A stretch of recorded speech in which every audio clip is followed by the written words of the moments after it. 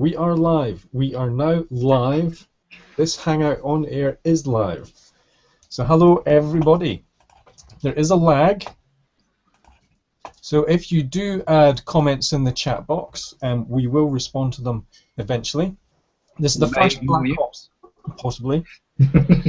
This is the first Black Ops testing webinar we're doing. I'm going to give you a quick brief of what we're doing. What we are doing is we're discussing, let me screen share. We are discussing the Black Ops testing front page and the stealth mode in the newsletter sign up, which is a real bug that we can discuss in a second. So let me just introduce the Black Ops testing team. Do you want to go round and introduce yourselves? James, do you want to start? Yeah, I'll kick off. My name's James Lindsay. I'm primarily a test strategist, and I go out and I teach people exploratory testing from time to time because that seems to be a bit that gets missed out of a bunch of strategies. I've come at this from a point of view of I already knew what Alan and Steve were doing, so I try to do something different. We'll see later on what I did. I didn't find anything particularly damning, but I have seen this bug before because I had this bug on something that I did about 2 years ago, and I know why I missed that one. So it'll be interesting to think about how this one got missed. Who's next? Steve?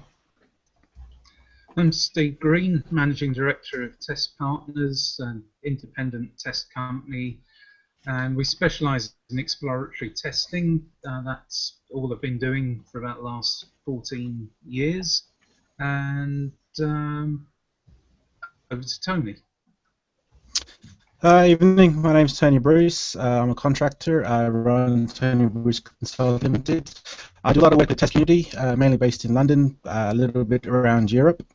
And I managed to con these three to calling me a peer and do some work with me, so that's awesome.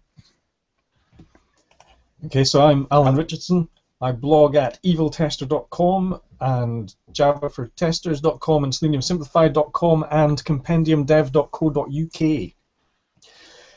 And we have done some testing on this blackopstesting.com stealth mode, which was a real bug that I introduced when I changed some CSS. And Tony pointed it out to me. But as a good tester, he also said, you don't need to fix this. This is brilliant. People like this. They like not being able to sign up to our newsletter. So I thought that was a little bit extreme. So I made a quick code amendment to turn it into a feature and a testing challenge. And we are going to discuss that now. So the actual bug, let me go into screen share mode again. The actual bug is normally you want people to be able to type into your sign up box. If we're in stealth mode, which is what will happen in the real world, you cannot see what you are typing in, which makes it a little bit difficult to understand what you have typed in as your real email address. So the challenge for us is, we know what the bug is. I think we've pretty much described it there. There might be better descriptions, but also what are the workarounds to allow us to continue testing having found it? And are there any other follow-on bugs from it? So shall we start with Steve, because we've all done testing on this, we've all made some notes, but Steve, you did stuff that none of us have normally do when we're testing. Do you want to quickly run through some of that work? Okay. I started off, and I'll just share the notes that I did. There we go. Yeah, I started off looking at what the context of this was, because obviously we're all context-driven testers, and I actually created this sort of list of things in that well-known test case management tool called Outlook. Actually, a calendar appointment, which seemed to be appropriate. So I started off just thinking, what's the scope, what features, content and types of testing are in and out, how long have I got, because that will impact my approach, the risk, what do we care about, do we care about typos or only more substantial things, and the rationale, why have we testing it, and who are the stakeholders that we're doing it for, because that will affect the way that we report things. And to start off with, I just put down a few testing ideas. This is generally the way I work, especially on small things. I like to have a hierarchy. Now, we've all got different ways of recording our test coverage, and for a small project, a nested list seems the most appropriate thing. And generally, when I'm testing, this is the way I'll start with just a bump of some ideas, and then while I'm testing, I'll flesh that out as I learn more about the system and can think of more tests that I couldn't think of at the beginning. So when I got onto the actual testing, a lot of the stuff just worked. Obviously, it's a very simple website, so you'd expect most of the things to do with all the sort of data validation would work. But there were a few minor bugs other than the one that we seeded the site with. So we've got a fairly trivial one, and non-valid email address format was accepted. The domains have to be at least 2 digits, not terribly interesting. One interesting thing I found by accident is that there's a banned list. So for instance, if you enter a@a.com, you get an error message saying that that's banned. And then that gets you thinking, what else might be banned? Might they be banning things that shouldn't be banned? And how would we test that? There was another bug, which is an off by 1 bug, whereby an error message says that the email address must be less than 100 characters, but it accepts 100 characters, and it doesn't accept 101. Don't think anyone would really care about that particularly, but as a pathology, you might think, if the developer makes that mistake, could they make more important off by 1 type of errors? Found another one that I wasn't sure if it's a bug or not, which is that you can't enter a top-level domain name that contains a number. Now, there currently aren't any that contain numbers, but now that it's possible, if you've got a couple of £100,000 to buy your own domain name, maybe people could create top-level domains with numbers. However, I couldn't find a definitive reference within the time available that tells me if that's actually a valid format or not. So that remains an outstanding query. Yeah, I haven't been able to find a very good reference for email formats either. I think that's why every company creates their own regex and decides what the correct email format actually is. And they're all wrong. Every regex we come across has been wrong. Most of the other tests worked. The leading and trailing white space, that trips up a lot of websites and allows you to register the same email address twice, but they thought about that. Came across some interesting things that just left me wondering, would there be more to investigate if we had more time? So when I put a space in an attempt to enter two email addresses with different delimiters, I at one point got an error message saying, did you mean to put a %20 in instead of space? So I then went on and put a %20 in intentionally and triggered another bug, which is that you get the confirmation message on screen saying that the email address is accepted, but something goes wrong at the back end and you don't receive the confirmation request email. Now, Steve, these are all people going to do that. James? I was going to say, these are messages that are coming out of MailChimp's email service, aren't they? They are, because one of the first findings is that there's no client-side data validation. It all gets passed straight through. Well, yes and no, because actually there is some client-side validation, but and that kind of comes under the accessibility tests that I did. And that's this one down here that I've marked as interesting. When I was testing the site with a screen reader, what I found was that after typing a few characters of the email address, the screen reader said invalid entry, and then I typed a couple more characters and it said it again, and it repeats that about 4 times while you're typing.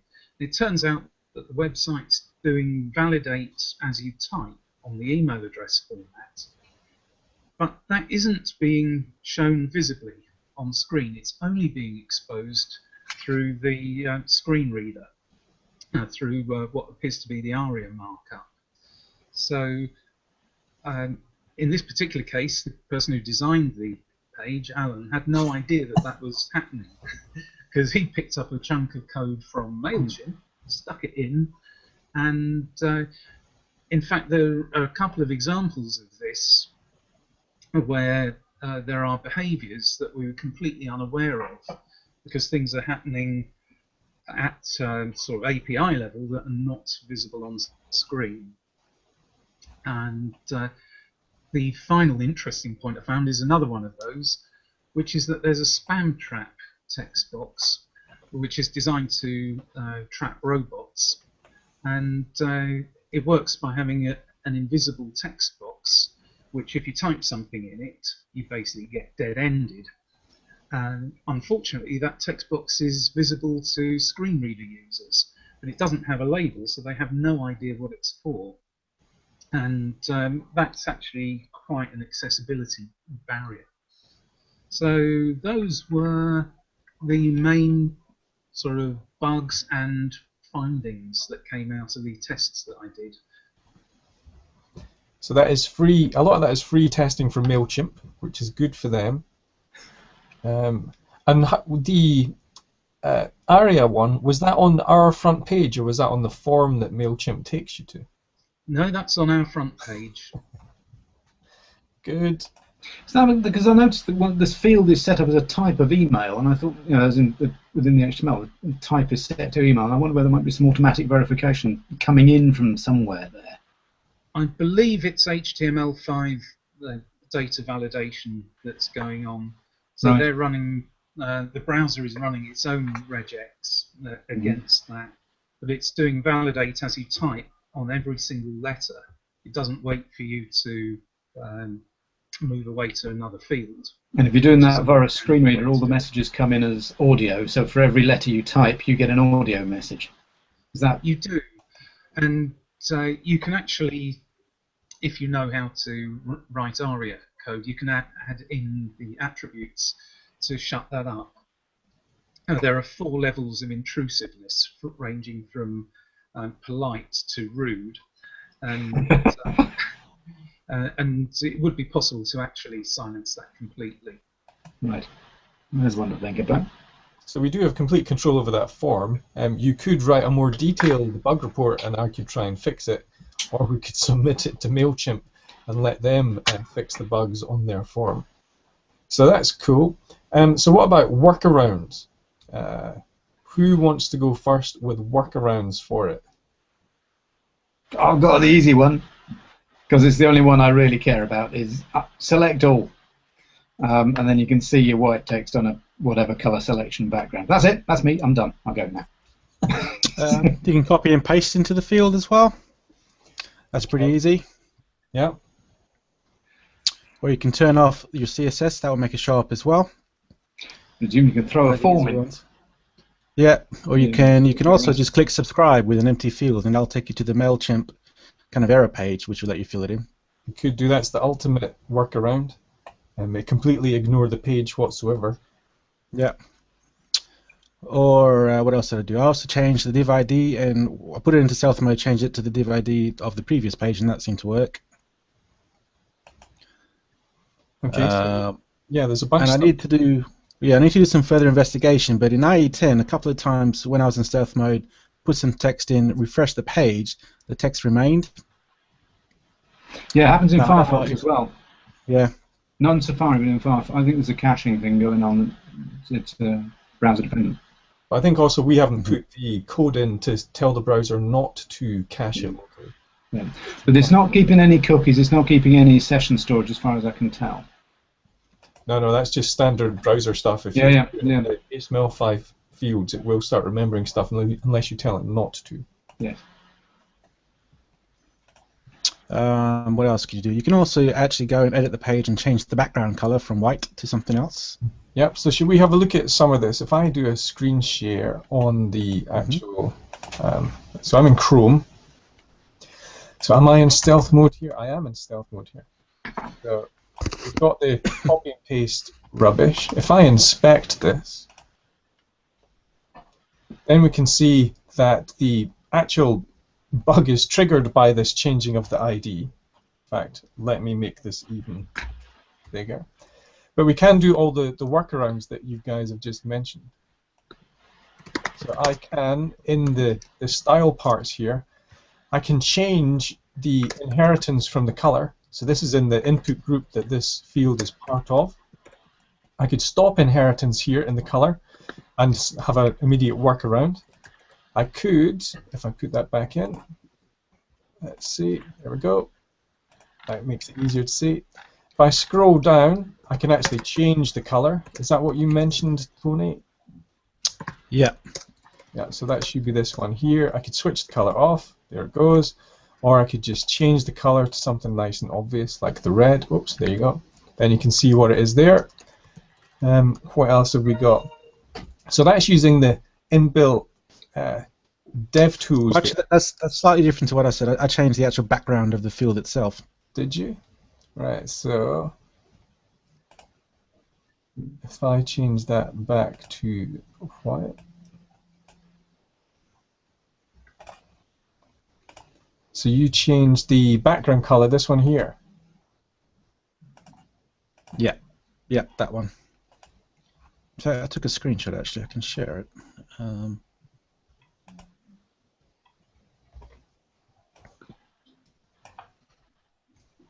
Well, there's a brief bit of silence, and Alan's sharing a screen, and Tony's about to share a screen. I'll mention that screen sharing on Google Hangouts is not as straightforward as it looks. The amount of practice we have had to do to this little nonsense. To be this crap. Tony, have you got So your I've just realised in my screenshot. Well, I've just realised I've changed it to a very light coloured background, so you might not be able to see it. But let's give it a try. That's cool. I'm going to give it a try. Okay, so I've shared it. Is it actually visible through Webinar Jar? Wow. Can you see the background is a slightly different colour? Actually, no. But no. You'll have to take my word for it. The background is a different colour, so you can see the text. We trust you. So the other things. So what else can we do? So the other things we could do. Oh, what I meant to do was get Fiddler up. So you guys talk for a second. Right, I'm just going to get something up so I can show this. Shall I show you my video? Yes, that's a good idea. Go on then. All right, so anticipating that nothing ever quite works when you expect it to work, I made a quick video of how the ignorant amongst you, which would include me, would go off to use... this video thing isn't showing up properly. How you'd use... Firebug's inspect process. So, and the trouble is here is I narrated it, and then we can't get the sound out. So here I am, and I presume you can see it. No, we can't. No, you can't. Okay, in that case, stop. You can hear it's in activity window. Oh, lovely. Right, you see what I mean about screen sharing with this? Let me try screen sharing one more time. There we are. It should be there. Now, can you see it? Yes. Now if I press play, can you see things happening? Yes, we can. See the video of you narrating that you now have. Me narrating nothing much.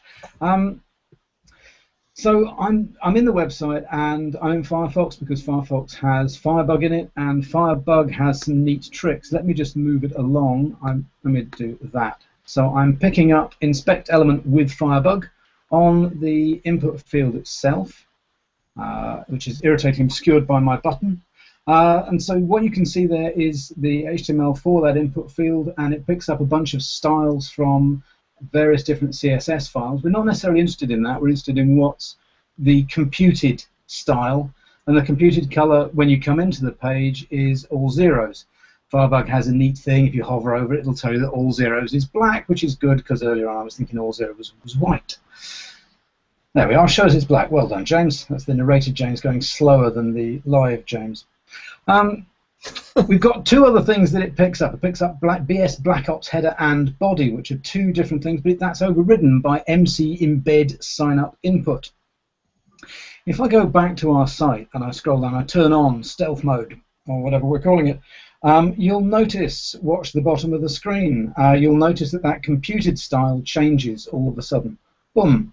And the thing that it picked up before has gone. Now the color is white for the text because it's picking up from BS Black Ops header. Those of you who are able to rewind will notice that also our subscribe button has gone white as well because it's the whole of the text, the whole of that div that is affected by those two changes in the CSS. So that's my video. Alan, how are you set for Fiddler? So I am set for Fiddler now. The cool thing about, so what we've done, right, we've looked at the in-browser capabilities, which is cool because we test in the browser. The dev tools now have so much more functionality than they ever used to. I don't know how we ever used to test without that stuff before.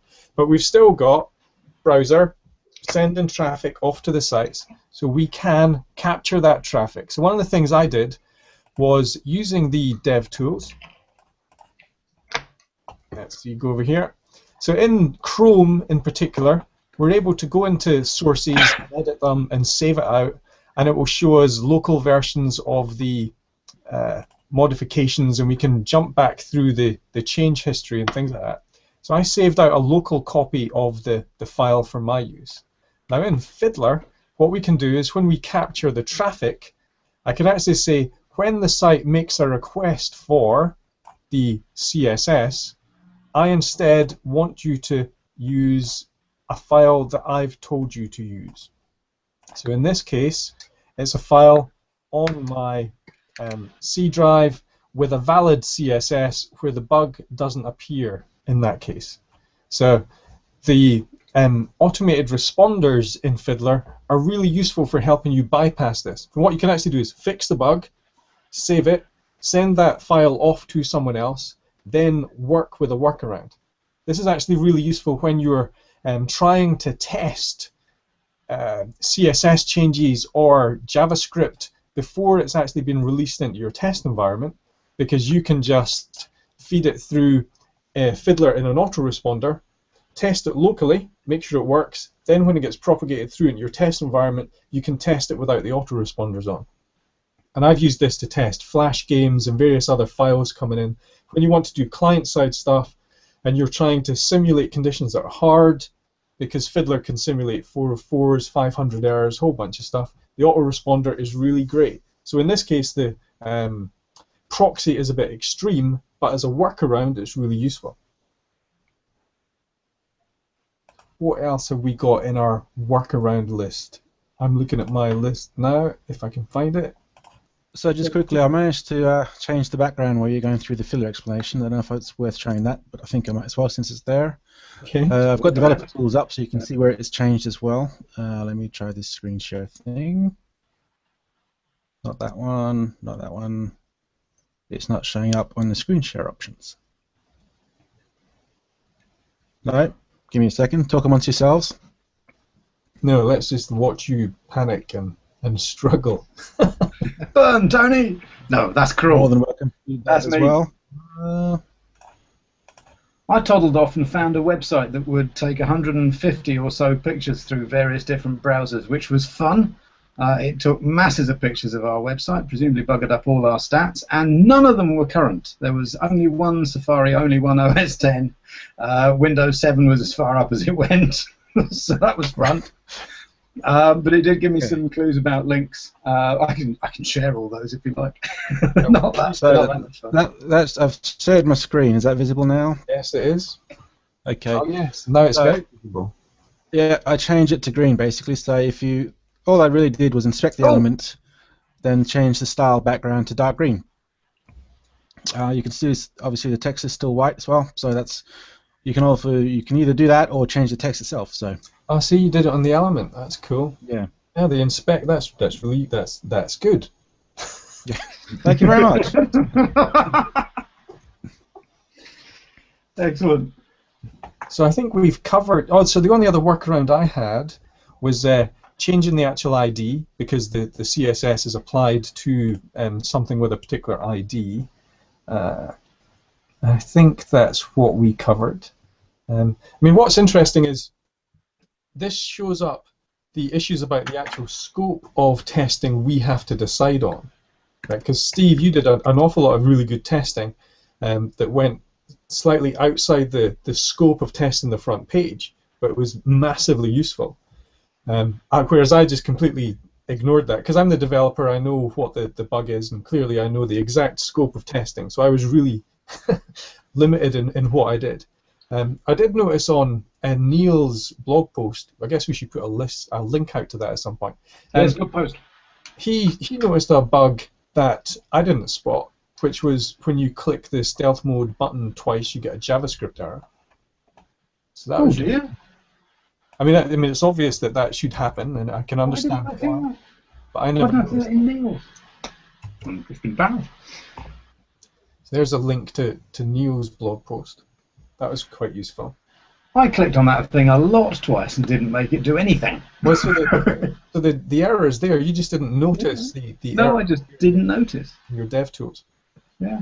So that's something I forget to look for periodically. So that's good.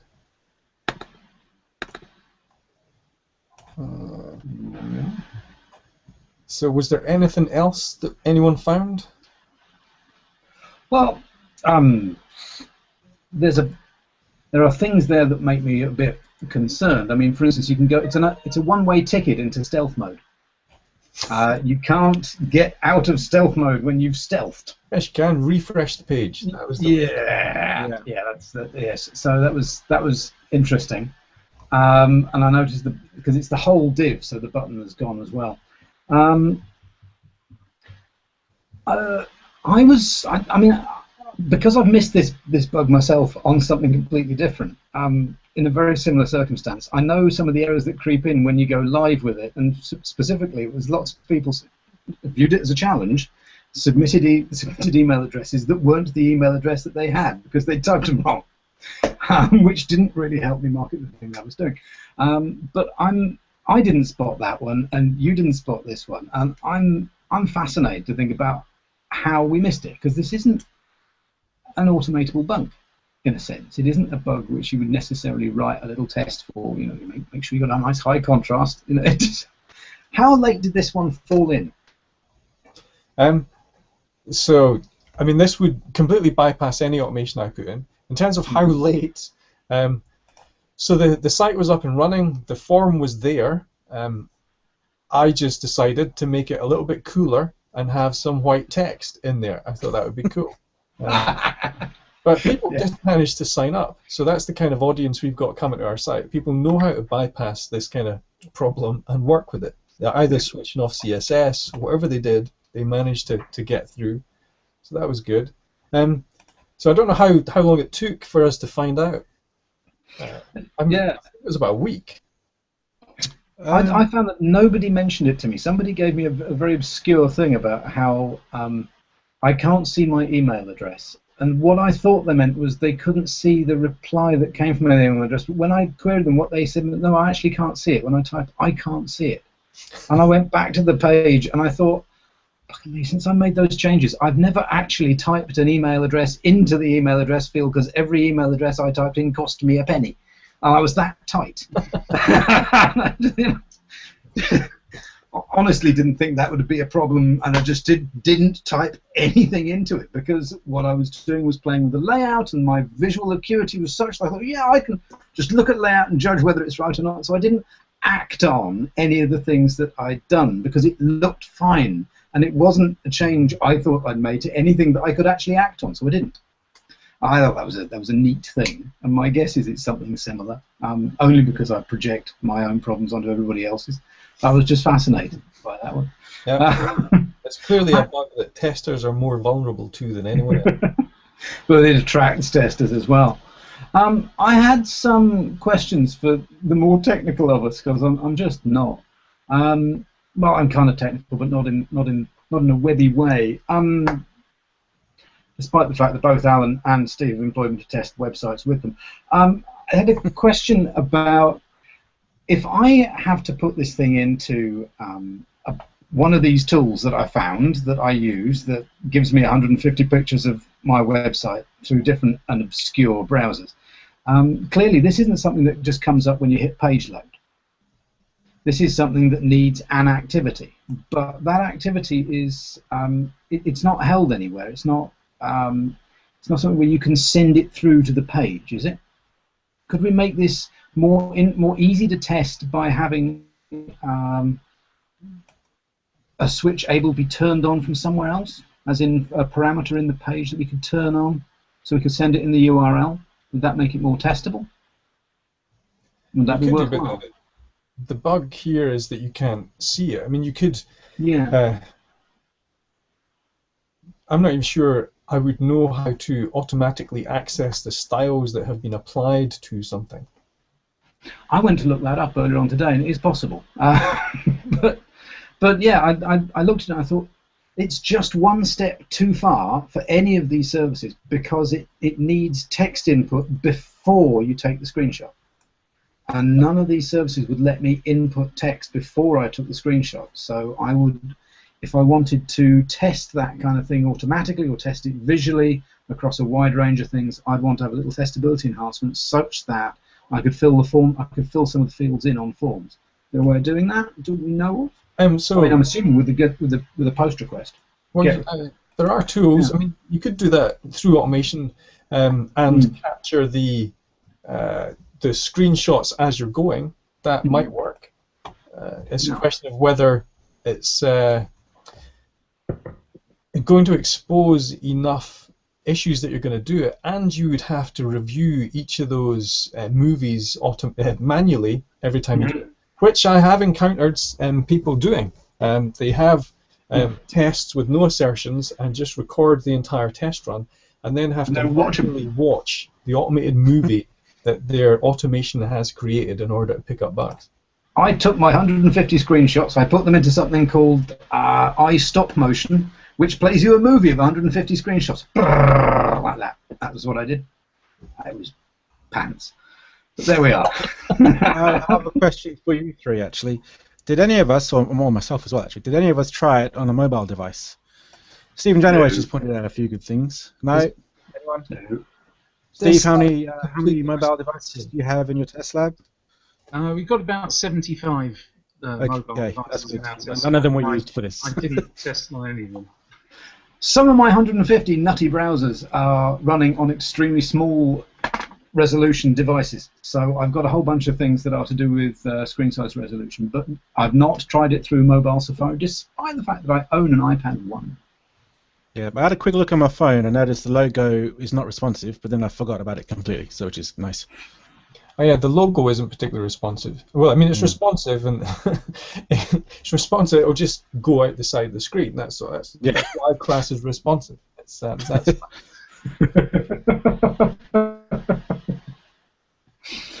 So we've all decided on different things that are off limits. Sorry.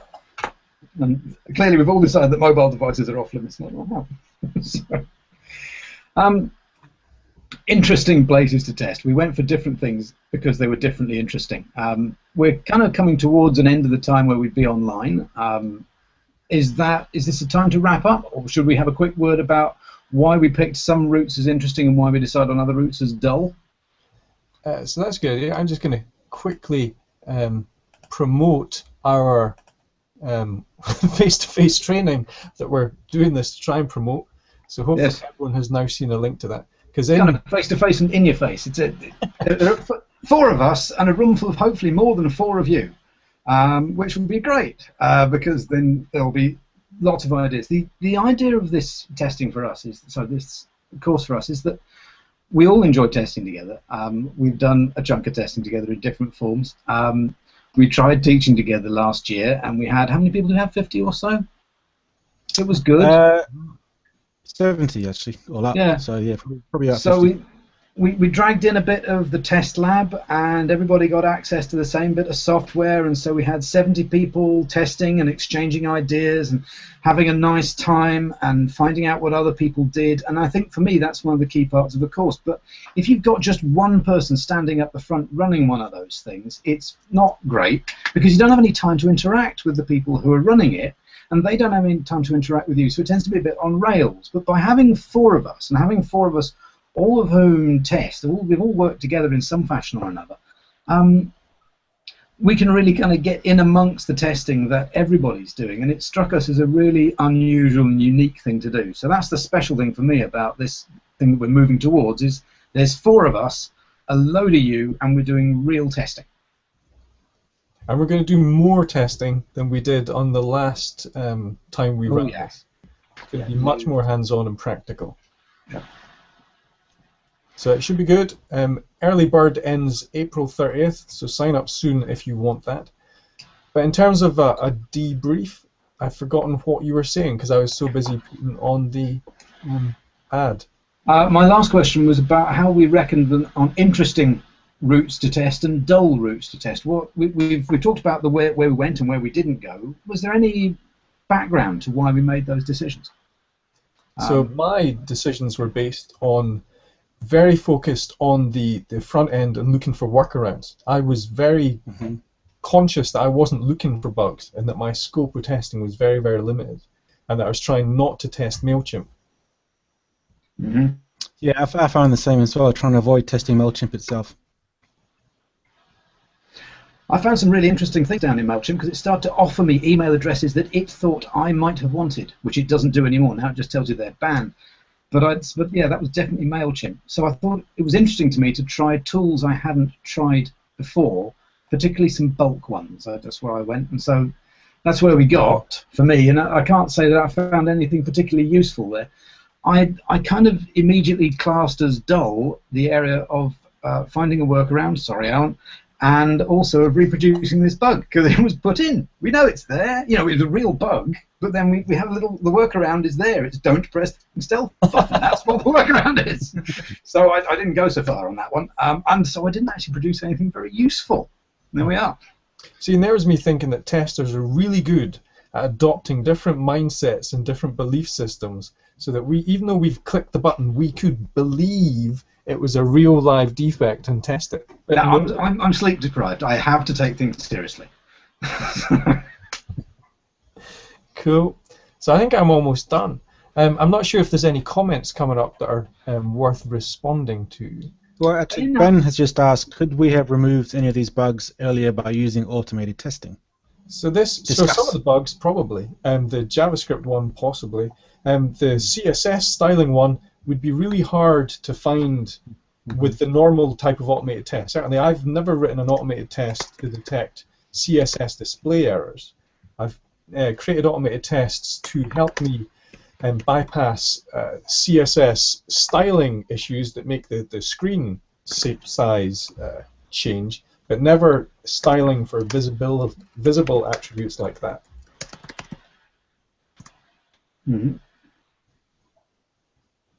So, I mean, Steve, you work with a lot of quite large clients. So is this the kind of thing that they would actually ask for? What do you mean? In terms of that sort of level? Well, looking for this kind of issue. Oh, they'd be very interested in that kind of bug. Yes, absolutely. The corporates that we work for tend to go to rather, should we say, sort of lower level of bugs than perhaps startups do. Typically, startups don't care so long as the core functionality works.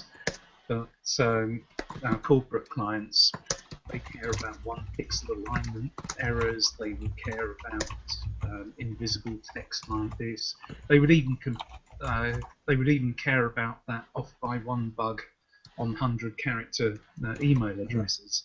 So this is where the context comes in, and I do confess that having identified our context, I then ignored it and reported a whole load of things that we don't care about. But obviously I wouldn't do that on a paid job. So my focus was very much on, since we're trying to gather email addresses. I wanted to find out everything I possibly can about the email addresses, what's accepted and what's not, which is why I went into far greater detail than you would normally do if that was just one field out of many on a site. And although it didn't, well, I later found out I was testing MailChimp, which I didn't actually know at the time because no one told me that. And perhaps I wouldn't have done some of these tests if I knew that. There you go. I mean, I think you can write a lot of tests for when you found a pathology and say, yeah, that's a problem. I should have seen that. I'll write a test for it, and then next time around, potentially you can use it again. Yeah, I'd love to talk to Maldred about some of the things they've got, because their behaviour certainly changed in between when I first looked at this and when I looked at it again, because I really wanted some of those bugs that I found first time around. I didn't get shots of. I saw the same thing. I got error messages when I did certain things that I never saw again when I replicated the tests. And I thought that was interesting that we both saw the same things, and there's some kind of adaptation going on where it's almost learning what you do and behaving differently when you do the same thing. I wonder if it isn't load back, if there isn't a, they hive off 10% of their queries into the latest version or something like that. So that if they're trying out something in production, and so they a certain amount of their traffic goes to a new thing for some areas. I was interested to see that it came different one time than another, and I've certainly seen that. Yeah, it would certainly prompt, if this is a real life engagement, it would certainly prompt a conversation with our client to say, what is your system doing? Yeah.